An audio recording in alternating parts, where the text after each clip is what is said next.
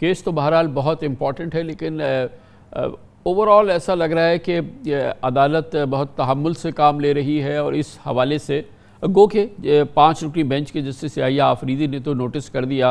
अब उस फैसले में उनके बकौल तो नोटिस होना चाहिए इमरान खान को तौहीन अदालत का, लेकिन अदालत की जो कार्रवाई हो रही है उसमें वो सर्टेन करने की कोशिश कर रहे हैं कि इमरान खान तक लाउड एंड क्लियर मैसेज मिला था या नहीं। और इसके साथ ही ये बात तो खैर सामने है कि एंड में इमरान खान ने खुद कहा था कि क्योंकि सुप्रीम कोर्ट का हुक्म आ गया है इसलिए हम इस धरने को यहाँ से ख़त्म कर रहे हैं। और फिर ये कि अब इसके साथ ही हम ये देख रहे हैं कि सुप्रीम कोर्ट की ऑब्जर्वेशन में आइंदा के हवाले से भी एक कंसर्न मौजूद है, या ये कि उनकी नज़र है जो आइंदा का लॉन्ग मार्च आ रहा है। तो मजमूई तौर पर सुप्रीम कोर्ट जो है इसको काफ़ी ब्रॉड बेस्ड अंदाज से देखती नज़र आ रही है।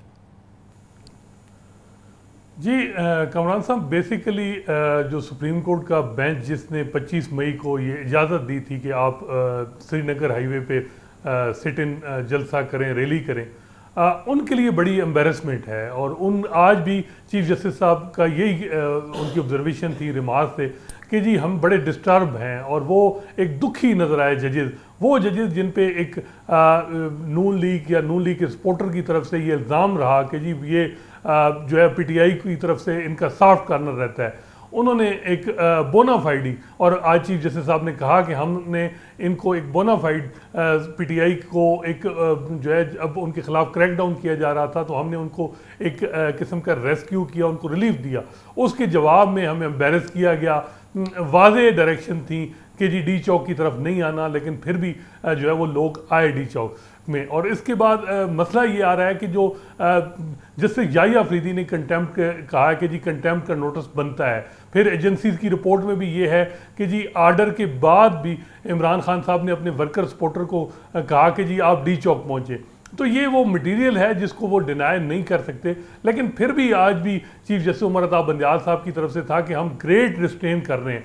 तो यही है कि बेसिकली जो कंटेम्प्ट का जो मैटर होता है ये अमूमन कंटेम्नर और अदालत के दरमियान होता है, लेकिन इस दफ़ा फेडरल गवर्नमेंट ने भी उससे बड़ा टाइम अपना जो है वो सियासी फ़ायदा भी लिया और उन्होंने कहा कि जी आप इनके खिलाफ कार्रवाई करें। अब अदालत जो है वो रिस्ट्रेन तो कर रही है। अब उन्होंने मज़ीद 4 हेयरिंग हो चुकी हैं 26 मई के बाद, लेकिन अभी तक उन्होंने तौहीन अदालत का नोटिस नहीं इमरान खान को किया। मेरा ख्याल है कि इमरान खान साहब में भी उनको ये प्रोसीडिंग ड्रॉप भी हो जाए, ज़्यादा चांसेस यही हैं। लेकिन पीटीआई को बड़ा लॉस हुआ है कि उन्होंने उन जजेस को एम्बेरस कराया जिन्होंने हमेशा उनके लिए एक मतलब है कि उनको कहीं ना कहीं रिलीफ दिया है जब भी मुश्किल में आई है। और उनको जब डिप्टी स्पीकर मजारी का केस उठाया गया तो नून लीग या हुकूमत की तरफ से आपको क्या लग रहा है कि ये तो हो गई 25 मई का जो लॉन्ग मार्च है और उस हवाले से जो एक्शन किए हैं पीटीआई ने और तमाम उनके हमदर्दों ने वो अपनी जगह है, लेकिन आगे एक और लॉन्ग मार्च आ रहा है सुप्रीम कोर्ट की, क्या उस पर भी निगाह है या इस वक्त ये केस ही जो है ये 25 मई के लॉन्ग मार्च के हवाले से है? कमरान साहब, हुकूमत का तो यही ऑब्जेक्टिव है कि वो जो अगला लॉन्ग मार्च है उसको रोका जाए या उसके हवाले से कोई गाइडलाइन ली जाए।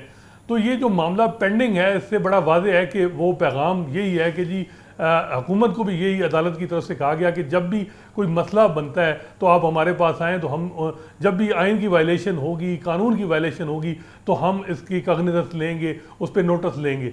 तो इससे बड़ा वाज़ेह है कि जी जो मामला अभी पेंडिंग रखा है एक ऑब्जेक्टिव यही है और हुकूमत की तरफ से भी इत्मीनान का इजहार यही है, हुकूमत के ऑफिशियल कर रहे हैं कि जो मैटर पेंडिंग है उससे वो यही है कि पैगाम पीटीआई को जा रहा है कि वो अब इस तरह नहीं कर सकते। क्योंकि आज additional attorney general Aamir Rahman साहब ने ये कहा कि जी 3 दफ़ा इन्होंने हुकूमत के साथ मुआहदा किया, जब भी धरना दिया, लॉन्ग मार्च किया, लेकिन इन्होंने मुआहदे तोड़े।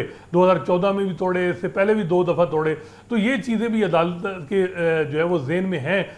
तो मेन यही हुकूमत का ऑब्जेक्टिव है। साथ ही सेनेटर कामरान मुर्जा ने एक पटिशन फाइल किया है इसी केस में कि जी कोई गाइडलाइन दी जाए धरना के हवाले से, और कि जो है वो इस्लामाबाद में इस तरीके से आज़ादी मार्च जो हो रहा है इसमें उनको कोई स्ट्रक्चर पास करे, उनको रिस्ट्रेन किया जाए। तो वो पटिशन भी साथ पेंडिंग है। बहुत शुक्रिया जनाब हसरत मलिक हमारे साथ मौजूद।